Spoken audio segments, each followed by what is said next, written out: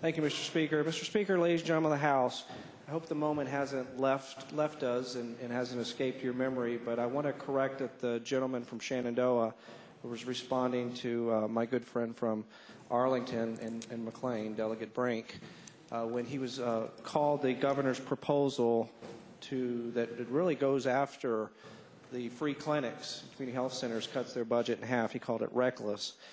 I wanted to correct the gentleman from Shenandoah because there's been a lot of misstatements about the Affordable Care Act, and I thought they were long past us, and the one that he brought up was one that I hadn't heard in a while.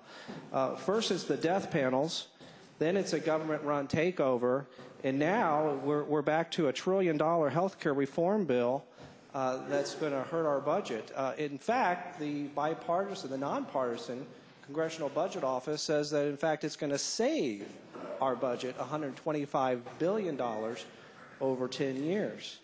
And I wanted to correct that. The gentleman also said that the Affordable Care Act is going to ensure 425,000 additional Virginians on the Medicaid rolls. I think the number's a little bit lower, but the gentleman points that out as if that's a bad thing to insure Virginians under Medicaid.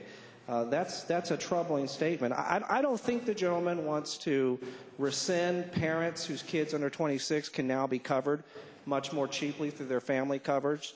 I don't think the gentleman wants to rescind seniors whose pharmaceutical costs that are in the donut hole have now been eliminated.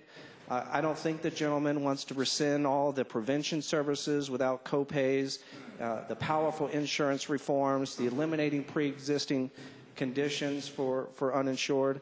I don't think the gentleman wants to go back to that area. And so I just think that if someone on this side of the aisle is going to make a comment, which we're entitled to, about the governor's budget, and then to get up and respond to using facts that just aren't accurate, I just hope that that's not going to be a pattern that we continue to go to. So I agree with the gentleman from Arlington. I think that this is a reckless budget in this area. And I think it is quite ironic because we do have several bills that have come up to talk about the creation of a health insurance exchange. Yet the governor said, no, we shouldn't take up these bills because the Affordable Care Act is unconstitutional. Yet in the budget, he balances the budget because of the Affordable Care Act. Quite ironic, Mr. Speaker, I find. Thank you, Mr. Speaker.